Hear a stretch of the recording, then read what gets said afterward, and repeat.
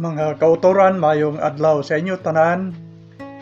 Sa sini nga tiyon, magaupdanay naman kita sa pagpamalandong sang pulong sang Ginoo nga makita sa Roma Kapitulo 1 halin sa 18 pakadto sa 23. Ang aton himuon sini nga tiyon, mat-amaton lamang naton basa ang mga verses nga aton gid nga kinahanglanon.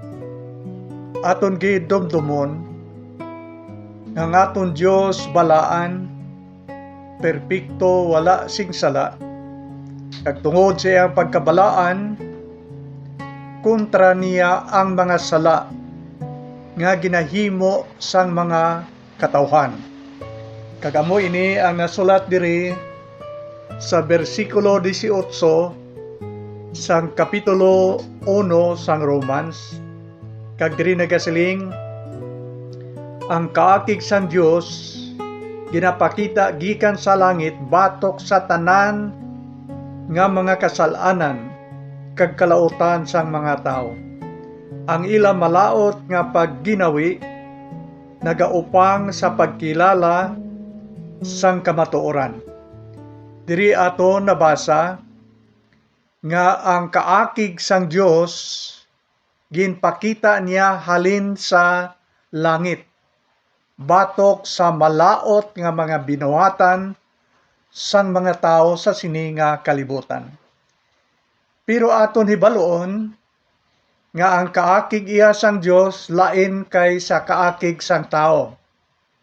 Ginahambalan kita sang Bible, kitang mga tao nga hindi magpangakig, hindi naton pagpatunuran sang adlaw ang aton kaakig.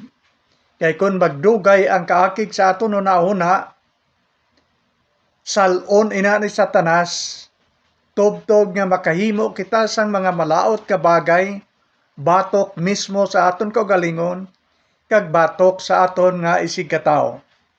Pero ang kaakig sang Dios nagadala ini sang maayo o kon kaayuhan sa mga tao kon aton nga pamatian ang mga pagsabdong sang Dios para sa aton nga tanan. Sa aton pa ang kaakig sang tao nagadala sang kalautan, pero ang kaakig sang Dios nagadala sa aton sang mga maayong resulta kon aton pamatian kung ano ang mga ginatudlo kag pagsandog sang Dios sa aton agud nga magmaayo kita nga sahi sang mga tao. Ang kaakig sang Dios ginatudlo ini sa aton kag ginatawag ini nga Dios non nga kaakig. Holy anger o kon matawag naton nga divine anger. Matarong ini iya nga klase sang pagpangakig sang Dios sa aton. Lain kay sa pagpangakig sa mga tao. Dios non balaan nga sahi sang pagpangakig. Kung ato nadumduman, si Jesus Christ atong nag-attend siya sa nasiling naton nga pista sang Passover. Pag-abot ni Kristo sa ilang syudad nga amo ang Jerusalem, nagsulod siya sa templo. Ang nakita dito ni Kristo hindi mga tao nga nagasimba sa templo.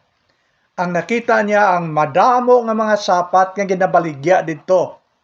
Mga baka, karnero, iban sa lampate, kag may yadto dito nga lamisa, nagapungko ang isa ka tao nga nagasinsilyo, nagahatag sang mga sinsilyo sa mga katawhan nga nagabakal sang ila mga baligya. Si Kristo nagpangakig. Amo ini ang pangakig ginatawag naton nga balaan, holy o kon divine nga sahi sang pagpangakig. Si Kristo nagpangakig sang iya nakita dito. Ang iyang ginhimo, nagkuha siya sang lubid. Ginpanghanot niya ang mga sapat dito sa sulod sang templo. Ginbuy-an niya ang mga salampate nga ginabaligya dito. Ginpangbaliskad niya ang mga lamisa diin damo kwarta nga nagabaton kag nagahatag sinsilyo sa mga negosyante nga yadto dito. Si Kristo nagtindog kag nagpangakig kag naghambal sa ila, siling nila, nga ginhimo ninyo ini nga lugar sang mga kawatan, ang balay sang Dios, ang balay sang akon amay. Dugang pa sila ni Kristo, hindi ninyo paghimo ang merkado ang balay sang Dios. So si Kristo nangakig. Anong ginakigan ni Kristo? Nangakig siya sang mga sala nga ginahimo sa mga tao dito. Ang kamatuoran ang ginasiling bala nga Diyos nun nga kaakig kagamuning ginhimo ni Kristo, ang naakigan niya ang sala nga ginahimo. Pero in actuality, ang mga tao iya palangga ka ginahigugma gid sang Dios. Ginpakita na sang Dios nga daan sa aton kung daawno ang iya paghigugma sa aton. John 3:16 nagasiling, kay ginigugma gid sang Dios ang kalibutan sa bagay nga ginhatag niya ang iyang bugtong nga anak, agod ngang bisan sino nga magtuo sa iya makaangkon sang kabuhi nga wala sing katapusan. Kung sa Romans chapter 8 o kung chapter 5 nagasiling ang balang kasulatan, ginpakita sang Dios ang iya dako nga paghigugma sa aton, nga bisan sang mga makasasala pa kita, si Kristo naghalad siyang kabuhi para sa aton agod nga matigayon ang kaluwasan sang aton mga kalag. Dira ginapakita sang Dios kung daw ano kadako siyang paghigugma sa aton. Kag hindi siya gusto nga may isa nga malaglag si impierno. Ang gusto sang Dios nga ang tanan makaangkon sang kaluwasan sang ila mga kalag. Pero nga ang nagpangakig ang Dios dire. Ang gusto lang tani naton mabatian nga ang Dios nagahigugma sa aton kag nagapatawad sa aton, kag daw hindi kita makasaho magpamati kung maghambal ang Bible nga ang Dios nagapangakig sa aton. Ang kamatuoran amo ni nga ang Dios nga balaan nagadumot kag nagapangakig sang sala, nagatalikod siya kag daw hindi siya gusto magtan-aw sang mga sala nga ginahimo sang mga katawhan sa sininga kalibutan. Pero sa piyak nga bahin, ini nga Dios nahigugma gid sing labi sa aton, ang iya lang ginaakigan ang aton mga sala. Pero kita nga mga tao ginahigugma gid sing labi sang Ginoo. Kita nga mga tao nga bisan may mga sala, pero iya pagpalangga at paghigugma wala gid nagabiya sa aton.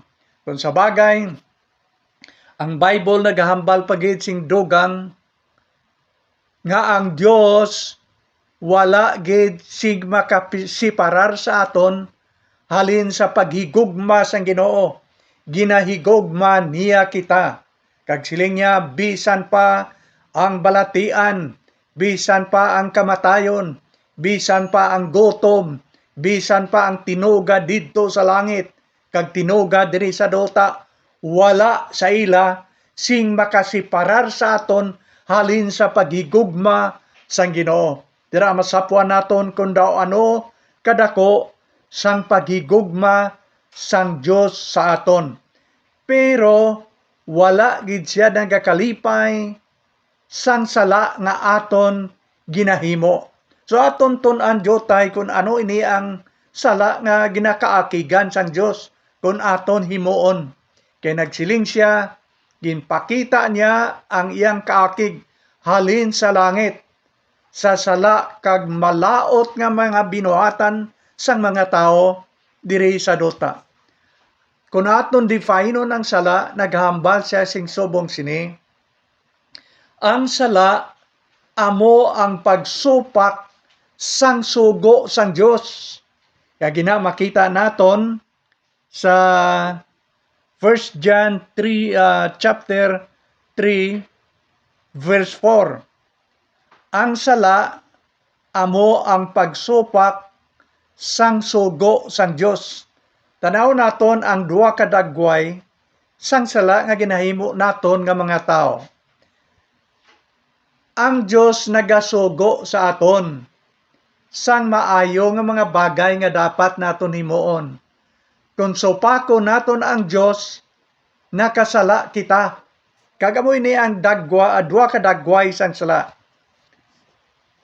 Ang mga ginasugo sang Dios nga dapat naton himuon, wala naton ginahimo. Ti sala na ina siya, kay supak ina sa kabuputon kag sugo sang Dios. Kagay kadua nga dagway sang sala mo ini, ang wala ginapahimo sang Dios sa aton, amo ang aton ginahimo. So may duha ka dagway. Ang ginapahimo sa aton sang Dios, wala naton ginahimo sala. Pero ang wala niya ginapahimo, nga amo ang ginahimo naton, sala man ina pananglitan. Nagsiling ang Dios, hindi ka magbutig. Amo nang sugo sa Ginoo nga makita sa Bible. Hindi ka magbutig. Kung nagbutig ikaw, ti sala kay ginsupak mo yang sugo. Okay? Amo man sina ang nasiling sa Bible. Hindi ka magpatay. Kung nagpatay ka sang tao, ginsupak mo yang sugo. So ang sugo o kung ang sala, amo ang pagsupak sang sugo sang Ginoo. Sulito na kon may ginapahimo ang Dios sa aton nga mga maayo, pero wala naton ginahimo. Ang wala ginapahimo sang Dios, amo patapat ang aton ginahimo. So amo na ang definition sa ginisiling nga sala. Ang sala amo ang pagsupak sang sugo sang Ginoo. So kitang tanan siling sang Bible nakasala, kung sa aton pa kitang tanan nakasupak sang sugo sang Ginoo. Ang tanan nakasala kag nakabsan sang himaya sang Dios. Kung may isa ka taong magasiling nga wala siya makasala, siling sang Bible, ina nga tao butigon, kay wala sing bisan isa ka tao sa sining kalibutan nga matarong kag wala makahimo sang sala. Gintan-aw sang Dios isa-isa ang tanan nga mga tao. Tapos niya matan-aw anong siling sang Dios? Siling niya ang tanan nakasala kag nakabsan sang himaya sang Dios. Kag ang bayad sang sala, siling sang Bible, amo ang kamatayon. Amo ang silot. Okay. Sa sining bahin sa balaan kasulatan nga aton pagatun-an, mayari diri nga na sulat nga nagkalain-lain nga sahi sang sala. Okay, tilawan naton, basahon na kon anay, kag inyo lang batyagadra sa inyo balatyagon kon ano ginasiling sa Bible. Siling niya sugod kita sa 20:21 sa Romans chapter 1. Sugod kita sa 21 pakadto sa 23 nga nagasiling, bisan nakilala nila ang Dios, pero wala sila nagapasidungog kag nagapasalamat sa iya. Sa baylo, nanginwalay pulos ang ila mga panghuna-huna, kag ang ila kalong nga mga ulo na puno sang kadudulman. Ang 22 nagasiling, nagapakaalam sila, pero mga buang-buang sila. Sa baylo, nga magsimba sila sa Dios, nga di mamalatyon, nagasimba sila sa mga larawan, nga ginhimo kaangay sang mga tao, nga mamalatyon, mga pispis, mga sapat nga apat sing mga tiil, o kon mga sapat nga nagasaog. Ang siling sang Ginoo, suno sa balang kasulatan nga aton ginbasa, may nagkalain-lain nga mga sala sang mga tao nga ginsulatan. Ang nasulat sini si San Pablo, ginsulat niya ini sa mga katawhan didto sa Roma. Amo ini ang libro ginatawag nga Romans. ang nabal-an ni San Pablo nga mga sala nga ginahimo sa mga tao nga iya ginsulatan amo ini. Una, wala sila nagapasalamat sa matuod-tuod nga Dios. Ang matuod-tuod nga Dios amo ini ang Dios nga nagtuga sang kalibutan, nagtuga sang langit kag sang duta kag sa tanan nga may kabuhi sa sini nga duta. Amo ina ang matuod-tuod nga Dios. Pero anong siling ni San Pablo? Wala nila ginapasalamatan ini nga Dios. Wala sila nagpasalamat sa matuod-tuod nga Dios. Ang ila ginapasalamatan kag ginakilala amo ang mga hinimo nila nga mga Dios-Dios. Naghimo sila sang mga Dios-Dios nga dagway tao pero wala sing kabuhi. Tao ang itsura pero wala sing kabuhi. Ano pagid ang mensyonad rin ni San Pablo? Naghimo sila sang mga pispis nga Dios-Dios nga wala man sing kabuhi, nga amo ang ila ginapasalamatan kag ginasimba.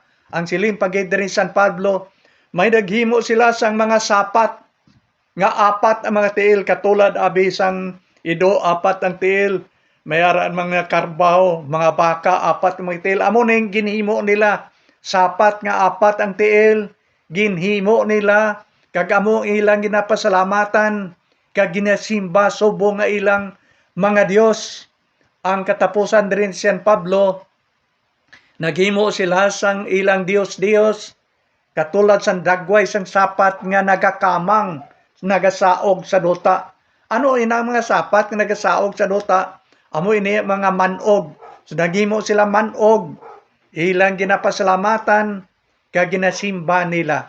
Siling sa Bible, amo ini ang sala nga naakigan sang Dios sa sining mga tao dito sa Roma.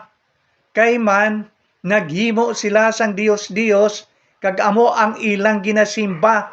Wala sila nagpasalamat sa tuod nga Dios nga amo ang nagtuga sa ila, kundi sila nag-imbento sang Dios-Dios kag amo ang ilang ginasimba.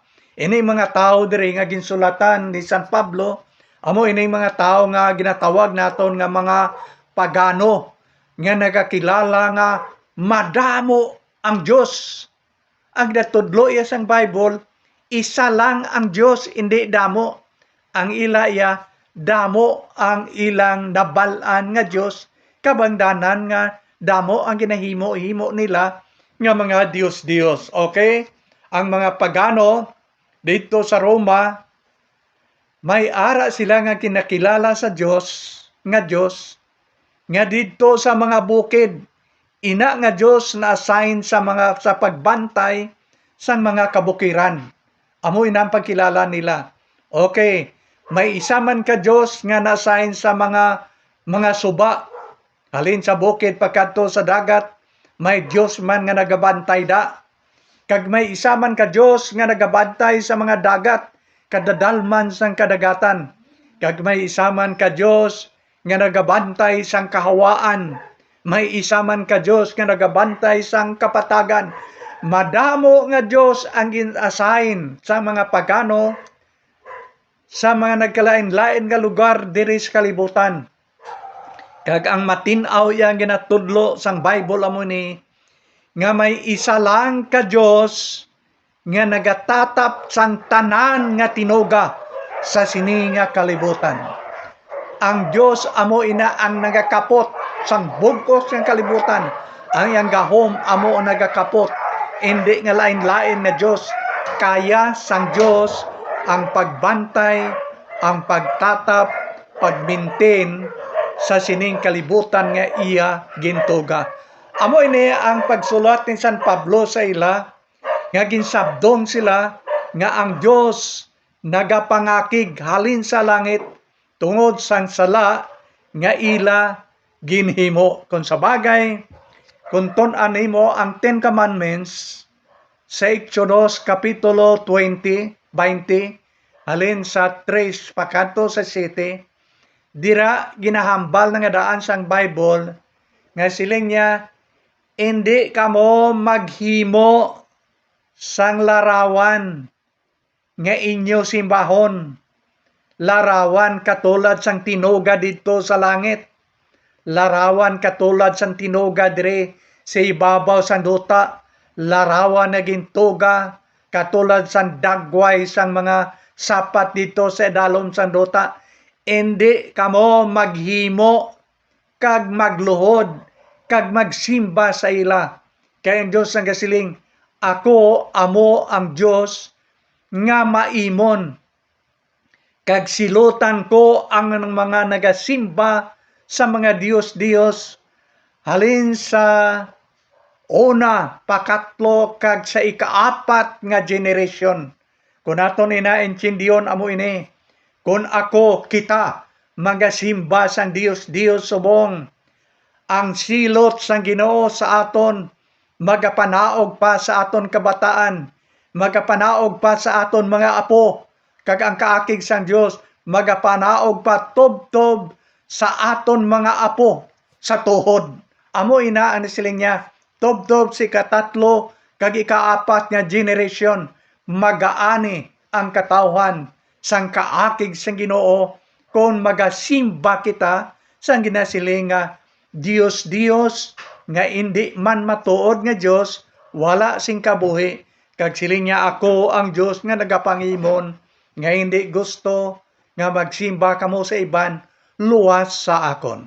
So ang Dios ginpakita niya nga siya nagapangakig, wala nagakalipay sa pagtulok sa nagakalain-lain nga mga kalapasan nga ginahimo sang mga tao sa sining kalibutan.